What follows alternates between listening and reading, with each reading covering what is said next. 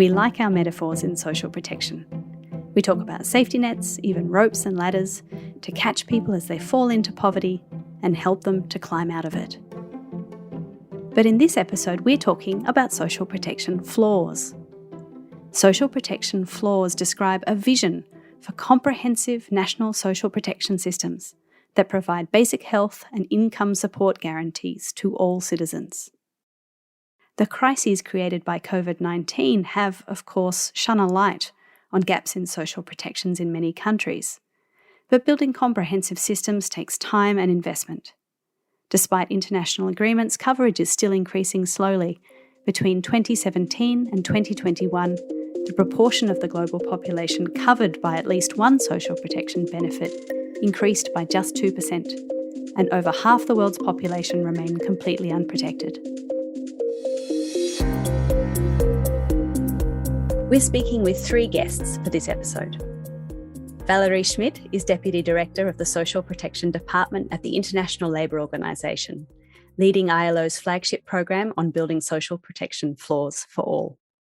Richard Rory is a social protection policy and research analyst at the National Social Security Fund in Kenya and part of the team at the State Department's National Social Protection Secretariat. Kun Detta-Vernier is a social protection advocacy officer at We Social Movements and an advisor for the International Network for Social Protection Rights, which connects over 100 civil society organisations across 4 continents.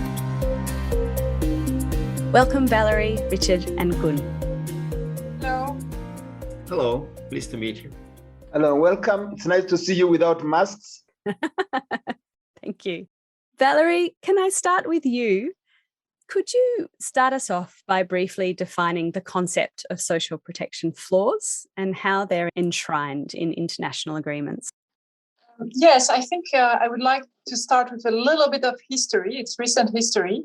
So at the beginning of this centenary, despite strong economic growth for more than 50 years, it became clear that the social dimension of globalization had been neglected. And social protection really remained a privilege of the few. And when the 2009 financial crisis hit, countries that had already established social protection systems were in a better position to overcome the crisis and achieve a recovery more rapidly. And so this really provided evidence that social protection is not only useful to protect people when they face a life cycle risk, but could also play the role of an automatic economic stabilizer. So which gave a lot of justification for the work that the ILO and others started at that moment. And so it's really against this background that the concept of the social protection floor was developed. And this idea was also recognized by the UN through the Social Protection Floor Initiative in 2009. As a efficient way to really support countries and accelerate recovery from the crisis. And so it's 3 years later, in 2012, that the social protection floors concept was for the first time defined in an international law called the Social Protection Floors Recommendation. So this definition is extremely important because it's a common definition to all ILO member states represented by their governments, workers' organizations, employers' organizations, and the civil society was very active as well during this adoption. And so according to the recommendation on social protection floors, of course, they are nationally defined, but they should at least provide 4 guarantees. One is access to essential health care for all, including maternity care. Another one is income security for children so that they can access nutrition, education, and care. The third one is income security for the working age population so that they can receive income security in cases of sickness, unemployment, maternity, disability. And the last one is income security for older persons. So what is also important, I just want to add that, is that social protection floors are universal. They are for all. They are comprehensive. It means that they provide protection across the life cycle. And they should be adequate, meaning allowing a life in dignity. And the last point is that social protection floors are not ceiling. So it's floors, it's not ceiling. It means that countries, of course, they start by developing the floor where they can, but progressively they should develop more comprehensive social protection system to provide higher levels of benefits, better protection for all. So this is more or less the definition. Kun, turning to you, through your networks of civil society actors, which include trade unions, cooperatives, and other groups in many countries, do you see growing support for this idea of comprehensive social protection systems, or is this a goal that's still really quite a long way from being achieved? I would say both. As for the vision, it's quite clear that the members of our network are firmly convinced that the objective is and should be comprehensive social protection for all. There's no doubt about that. Of course, there is still a very long way to go in many countries. So depending on the context, and if I may, I could give a few examples. For example, in Senegal, Inspire Senegal is strongly focusing on health insurance as a first priority. And the network is made up of, as you said, trade unions, but also social health mutuals. And they are strongly involved in this. They started providing solidarity-based health insurance even long before the Senegalese government was thinking about doing this, especially with a focus on informal economy. And with a fair bit of success, I may say that they managed to cover about 20% of the population, almost all of these people working in the informal economy. Of course, this wouldn't be possible if certain key factors in national policy wouldn't be set in place. And this was also, of course, part of their advocacies. There is a strong legal framework being set up by the government. There is political will and political support for the anticipation and joining the forces between government agencies and these social health insurance, health mutuals, associations. There is financial support too, because not everybody has the same capacity to contribute financially. So that the mechanisms are basically contributory, but without subsidies and co-financing from the government, it wouldn't be possible. So because they're doing this together, they managed to cover, as I said, 20% through this mechanism. In total, about 40 to 50% of the population in Senegal is covered by health insurance and is growing. Another example, also with a key role of civil society actors, could be Indonesia. Since 2002, the Constitution of Indonesia stipulated that there should be a social security system to cover the entire population. But even in 2011, still only 12 million people were actually covered in Indonesia after 9 years. And then the trade unions, but in a broad alliance with other civil society, started massive mobilizations. They took to the streets, voiced the demand that the government should implement this principle in the constitution.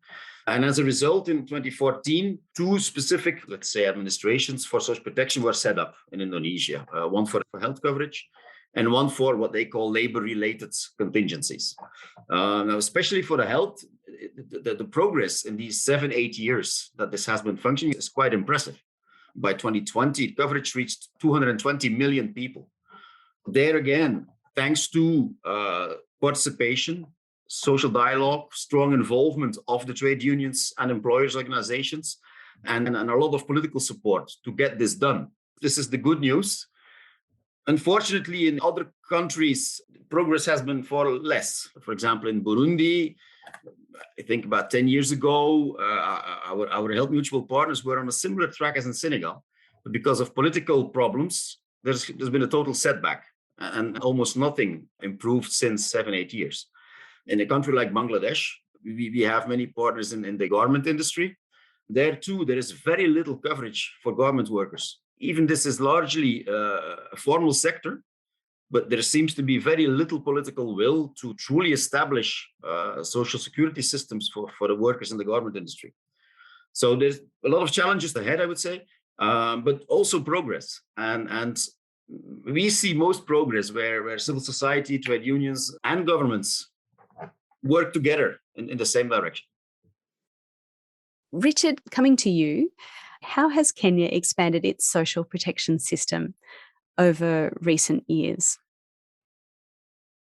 Kenya's social protection really adopts a life cycle approach as its guiding principle and puts forward a nationally defined minimum for the 4 basic social protection guarantees that Valerie has just spoken about particularly basic income security for children, basic income security for persons in active age, basic income security for older persons, and of course, access to essential health care, including maternity care.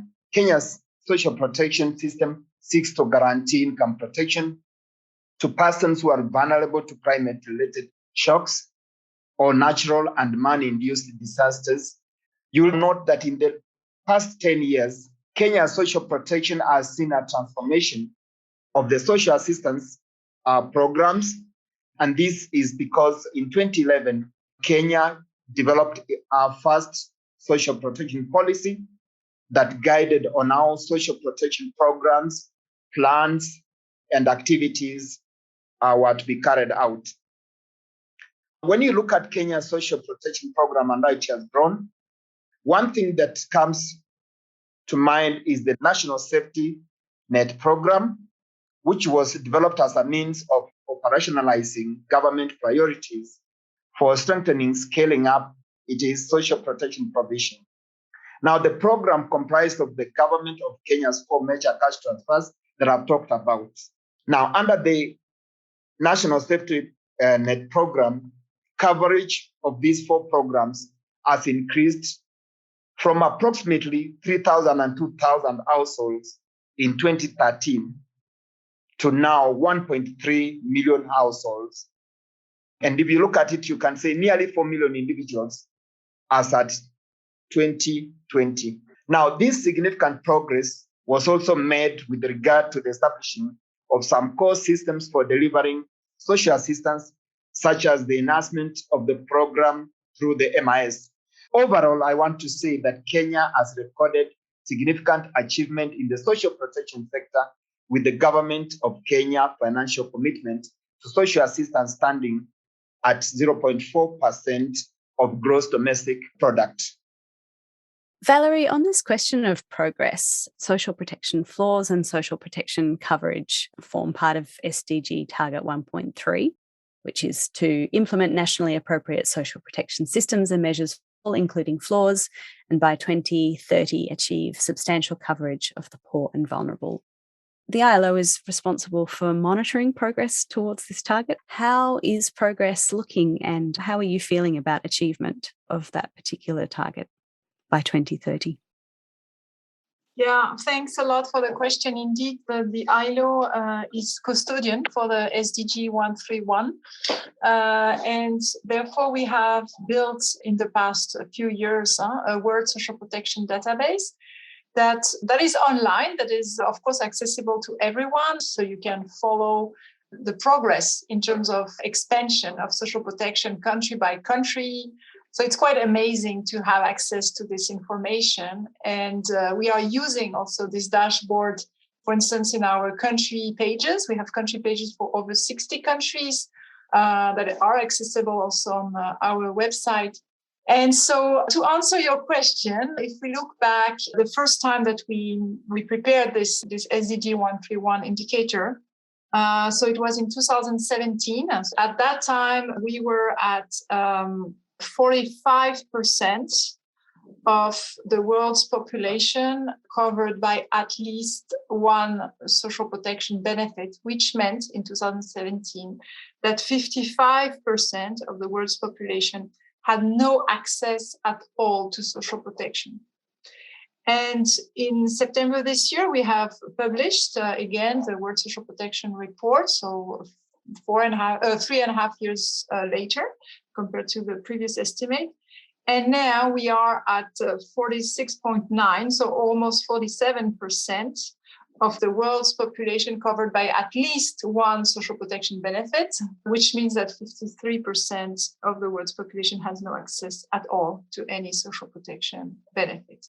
So we see in 3 years progress of 2%, basically.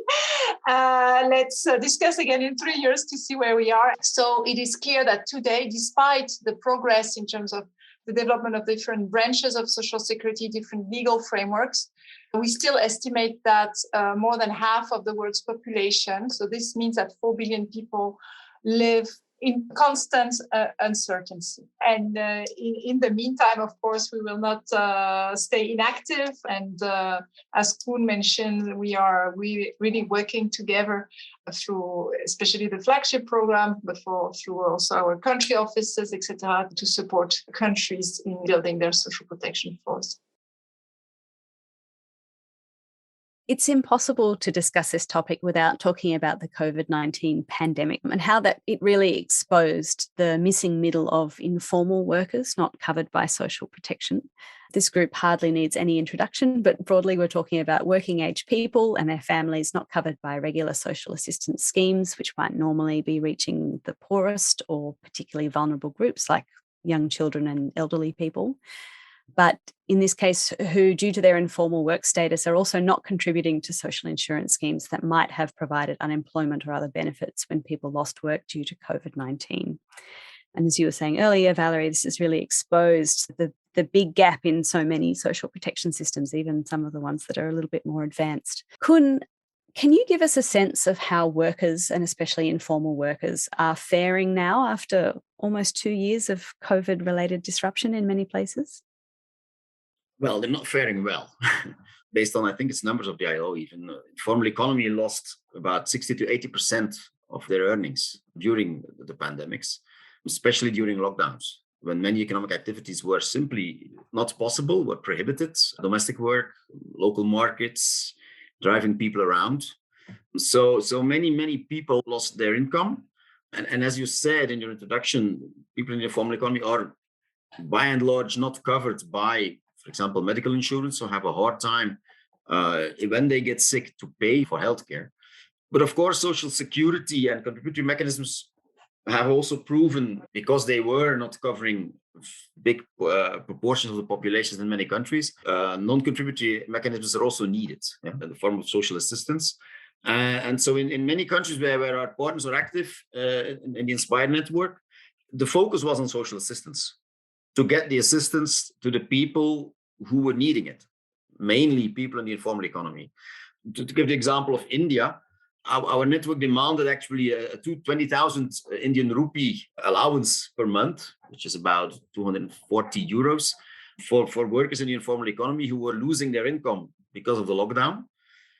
This was quite an ambitious demand, but at least some response came, mainly from the state governments in India, even though it was quite fragmented and many people fell through the cracks. Actually, it didn't reach everyone that was in need.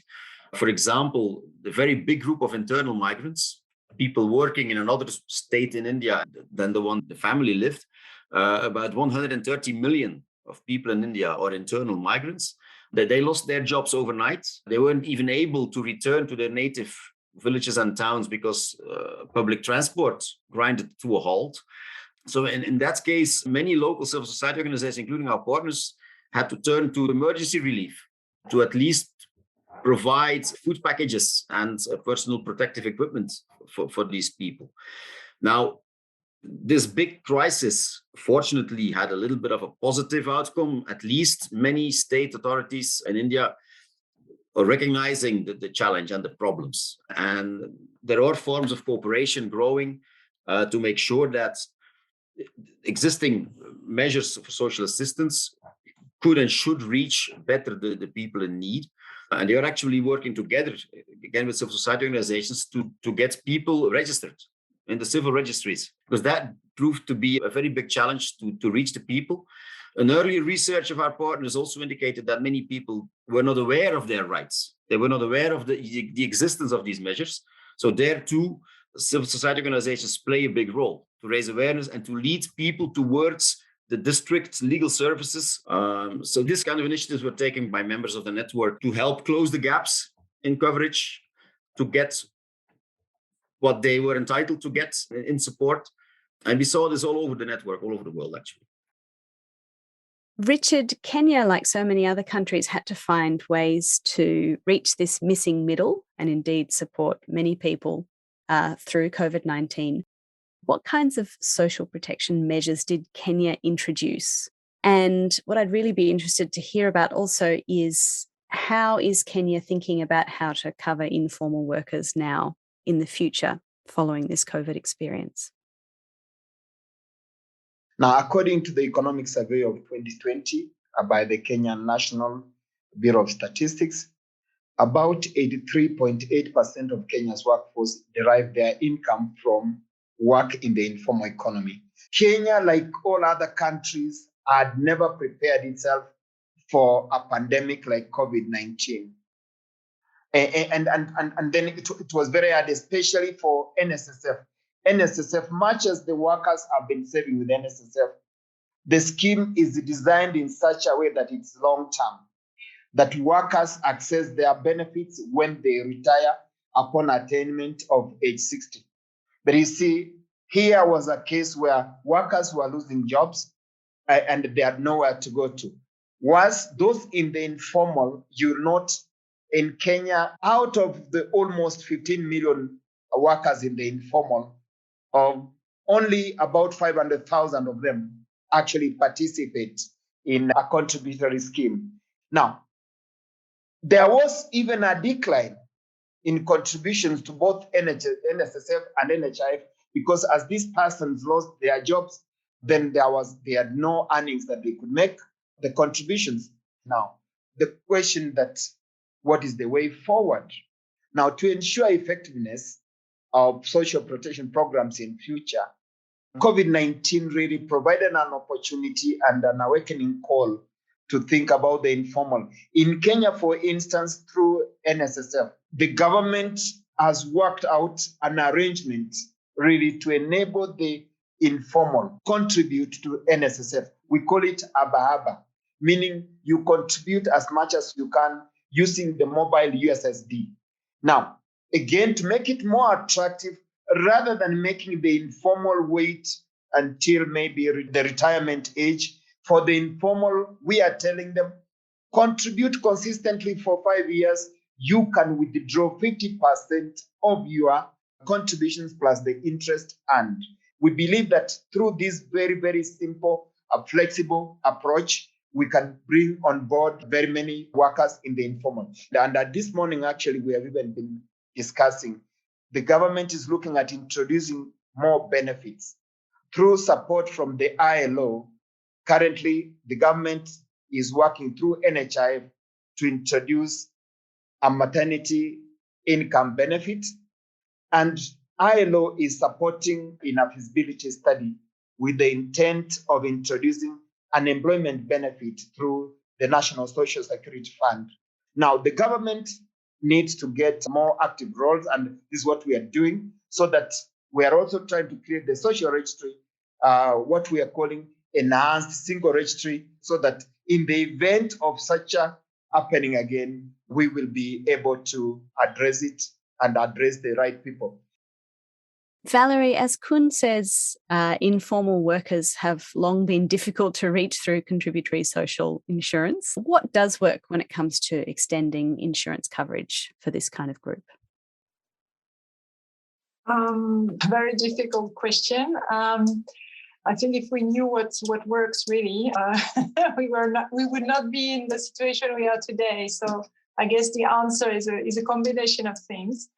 What we have developed at the ILO is a resource package to support the extension of social security to the informal economy. And they have an interesting approach, which is to look at barriers of access and to try to understand them. And one barrier is that workers and enterprises in the informal economy are not covered by social security law. So it's clear that we need to adjust, adapt the social security law or to ensure that it covers workers and employers in the informal economy. Just to give you a concrete example that comes from our flagship program, so it's a recent achievement.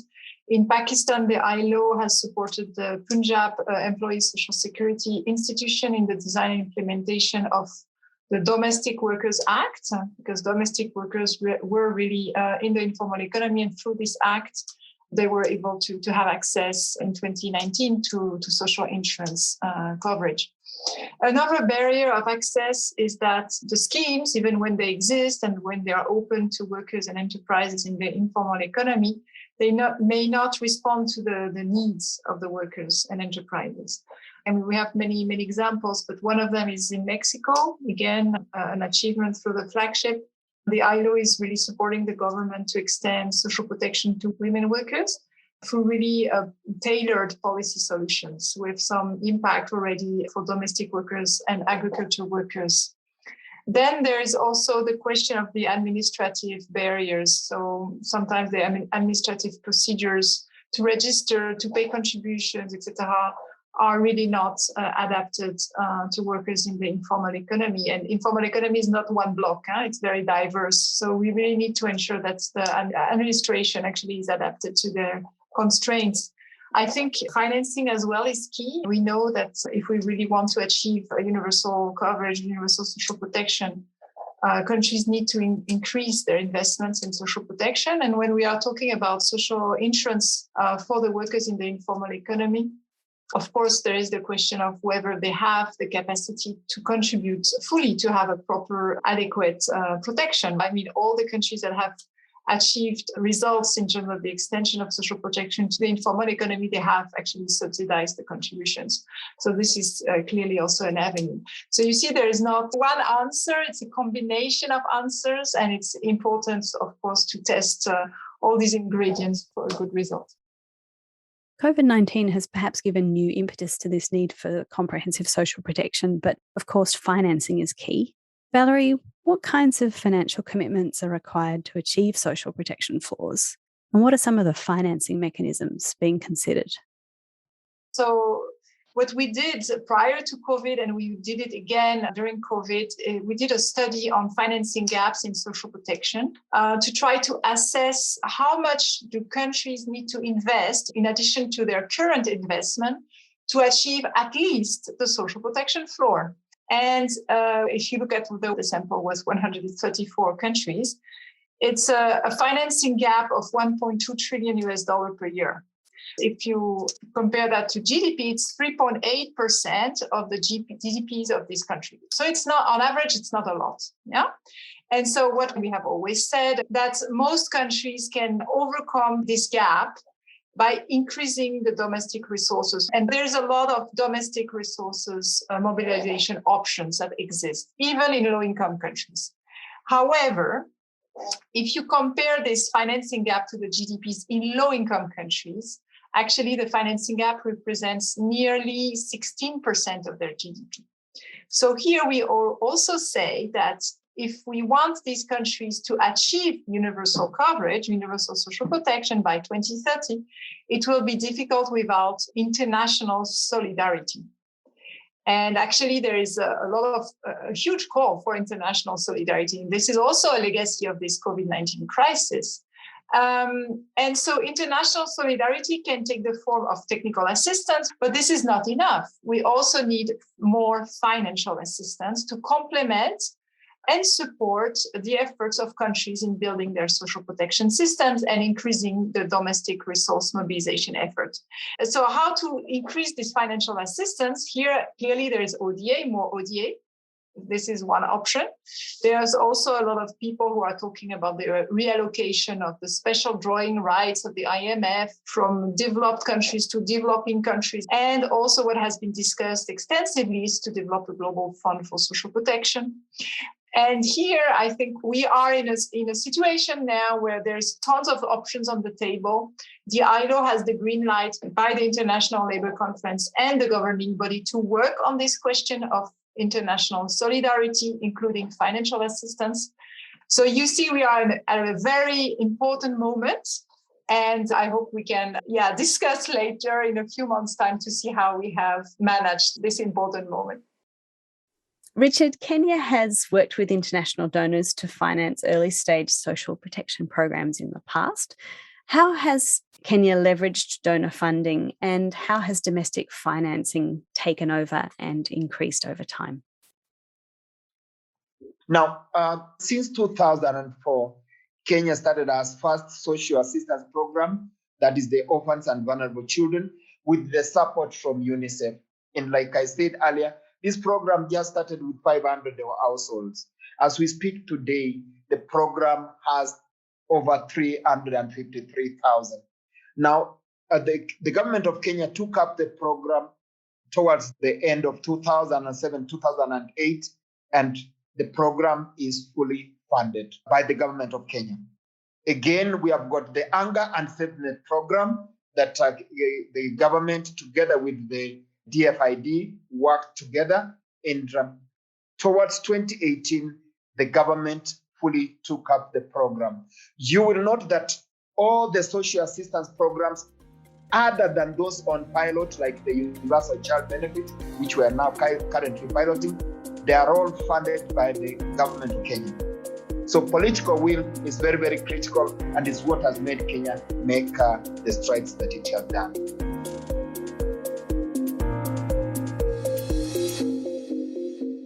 Thank you so much, Richard, Valerie, and Kun, for your time today. Before we go, we'll end with some quick wins. Each month, we ask our guests to give a quick roundup of news, achievements, or research that has sparked their interest and that we think you should know more about.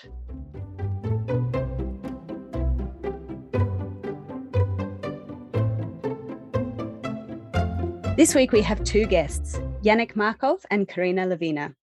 Yannick and Karina are finishing up stints as ambassadors for socialprotection.org, which is an online volunteering program that gathers participants from all over the world to raise awareness about social protection. Welcome, Karina and Yannick. Hi, Joe. Thank you for inviting us. Thanks a lot for having me, Joe. Yannick, can I start with you? What have you brought to share with us today? So, as a result of the last big global crisis, which was the global financial crisis, banks are now required to undergo so-called stress tests to test their resilience to sudden shocks.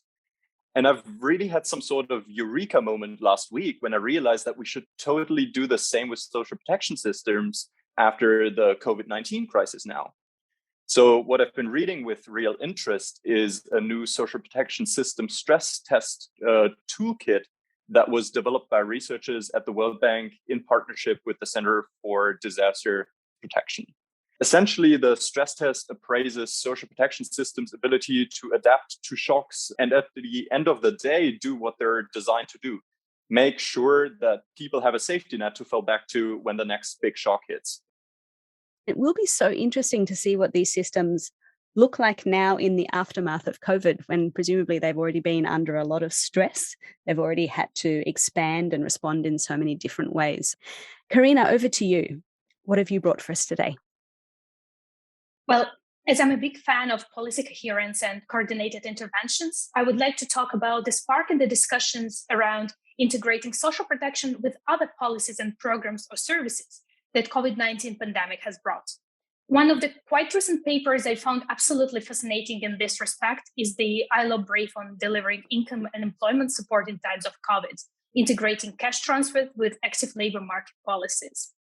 This paper also makes practitioners think and, most importantly, understand that integration between social protection and other, even quite closely connected policies, programs, and services, for example, such as employment support, is not automatic and have to be specifically pursued.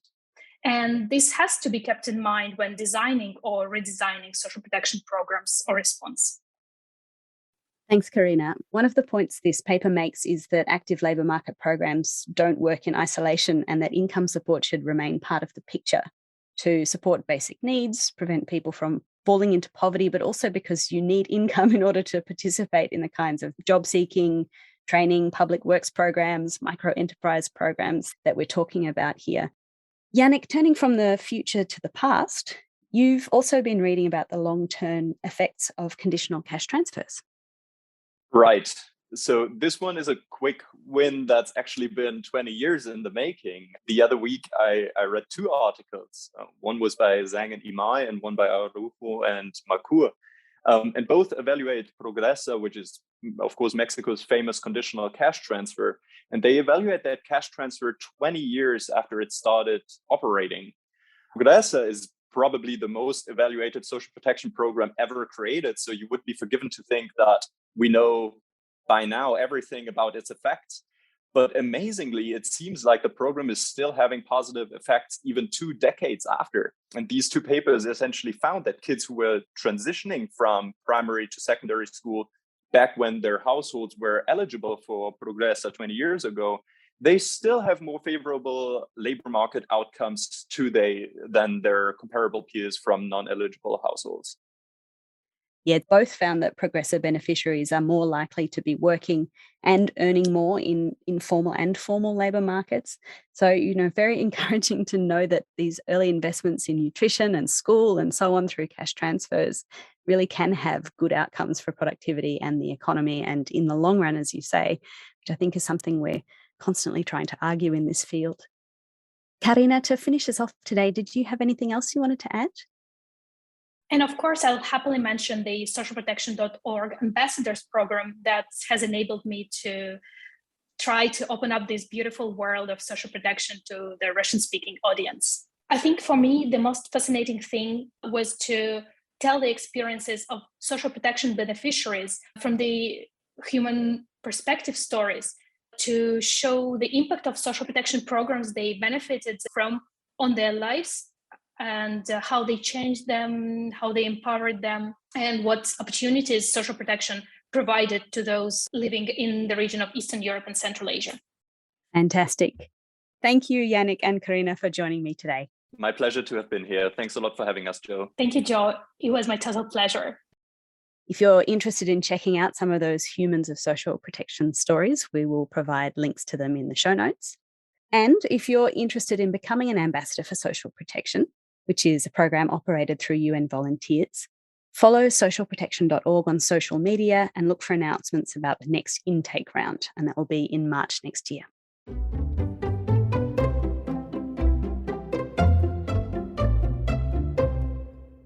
We are a production of socialprotection.org, which is the place to go online for free information, research and community on all things social protection. You can follow us on Twitter at SP_gateway and look for us on Facebook, LinkedIn, Instagram and YouTube. Subscribe to this podcast via your favourite podcast provider, and we are always so grateful when you leave a review. Back next month. See you then.